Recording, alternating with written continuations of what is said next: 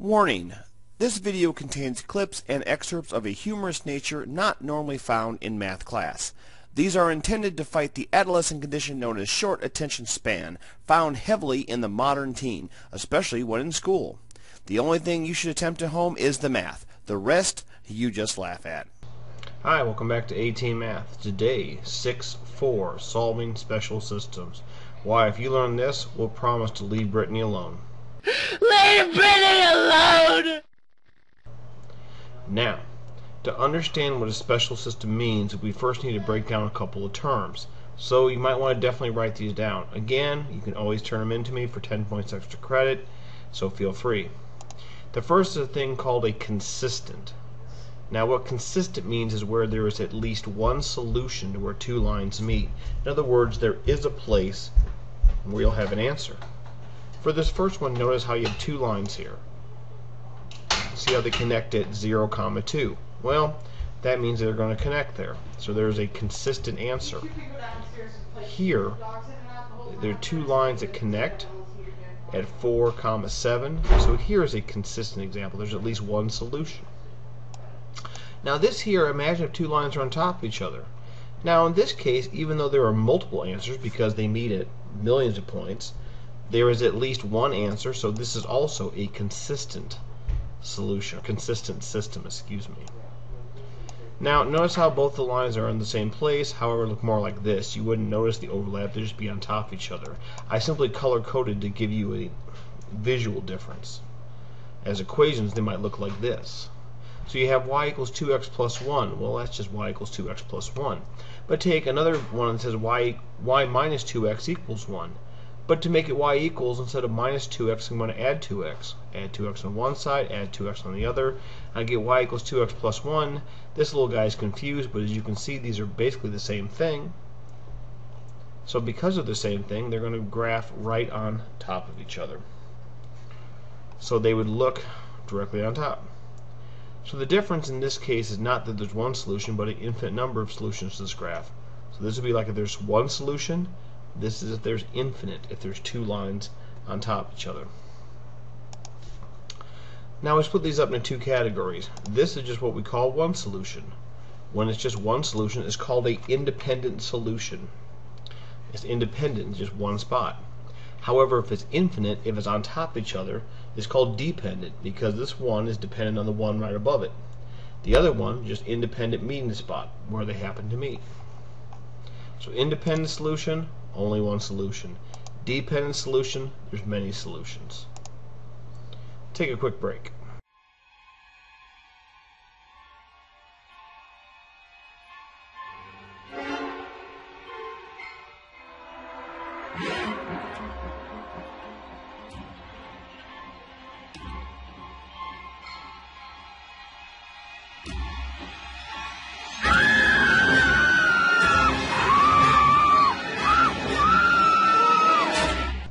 And we're back. Okay, now for an inconsistent system. Now if you remember, consistent meant there's at least one meeting spot. So as you can imagine, inconsistent probably means no meeting spot.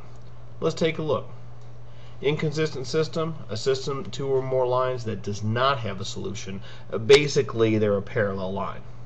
Take this as an example. Y equals 2x plus 2 and y equals 2x plus 4. Notice how they are above each other and below each other, if you will. They'll never meet as they go across. So since they never meet, they will never have a solution for these two. That's why it's inconsistent. Okay, so the reason why you are receiving these examples separate of the three ways to graph from 6-1, 6-2, 6-3, which was solving by graphing, solving by substitution, solving by elimination, is because during those three lessons there was always had to be a single solution or an independent solution to a problem. So if you don't get that you knew you made a mistake somewhere. Now these special solutions are an exception to this. Take a look. So if you get this example, y equals x plus 1 and negative x plus y equals 3, they're going to want to know what the solution is, or the meeting spot. Remember, there might be one or none or many. Here's where it gets a little better or worse for you, because you get to choose what method you want to use to solve for it. You want to solve by graphing, substitution, or elimination. So simply put, you can any of these three methods. You can go ahead and put them in y equals mx plus b and graph. You can substitute them, put this into here if you want, or you can solve by elimination. To make it easier, I will use all three methods on this first one to show you that every one can be done any which way.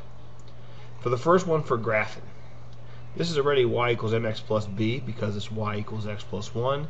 Over here, to get y by itself, instead of minus x plus x to one side, plus x to the other, and I get y equals x plus 3. When I graph, you clearly see that these are parallel lines. Looks like they're parallel, so they'll never meet, which means there's no solution. However, some of you might choose to do it with substitution. Fair enough. Take the same exact problem, even though we know it's going to be parallel, we'll do it anyway. So notice how this here is y equals x plus 1. Instead of this y, which is the other guy, instead of putting this y, I'll stick in the x plus 1, as I do here. So now it's negative x plus 1 equals 3. Plug it in, negative 1x plus 1x cancels, leaves just the 1. Since 1 cannot equal 3, there is no solution. Let's try by elimination. Y equals x plus 1 and negative x plus y equals 3. So what I'm going to do is I'm going to first line them up so I have a y on both sides. Now what I've done here is I've gone ahead and since both of these equal y, these equal each other, so I went ahead and just put x plus 1 equals x plus 3, which truthfully that reminds me more of substitution, but okay. Just for our example, let me try a different way here. Let me go ahead and let me minus x over here. So let me go ahead and minus x to both sides. So y minus x equals 1 and negative x plus y equals 3. But the problem is I have to make it collide. Let me switch all the signs. And that cancels. And that cancels. And that would make 0 equals negative 2, which doesn't make sense either. So no matter what system you use, either way, this system doesn't work either. So no matter how you slice it, clearly these lines aren't going to meet anywhere. Slice. Slice. Slice. You'd have to be an MMA fan to know who he is. Okay, enough on slices. We're done for the day. You might want to get some help. You might want to review this. Let me know. Thanks again. Bye.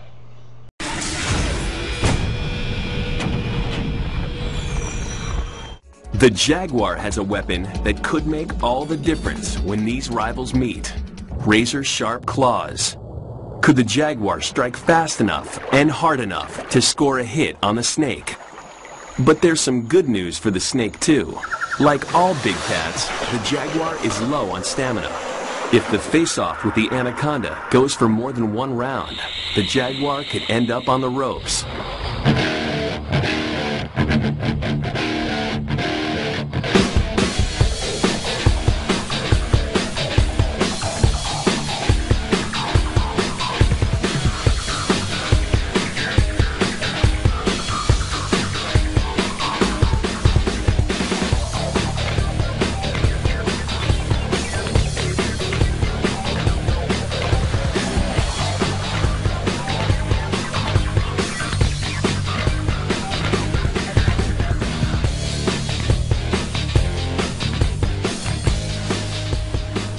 So how did the anaconda win in our scenario?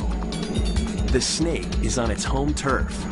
It's been staking out this stretch of riverbank for weeks, waiting for the right moment to strike. The Jaguar senses danger, but can't see the anaconda. A bird call distracts the big cat, and the snake makes its move.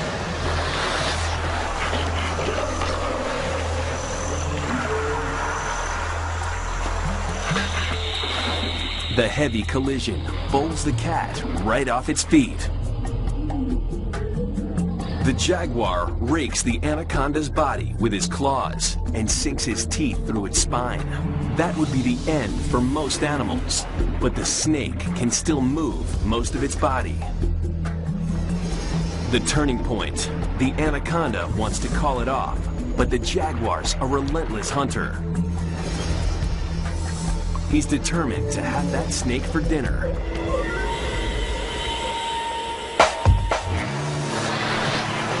The anaconda's counterattack takes him by surprise, and by now he's too tired to resist. Cold, calculating, and immensely strong, the anaconda retains its crown as king of the jungle.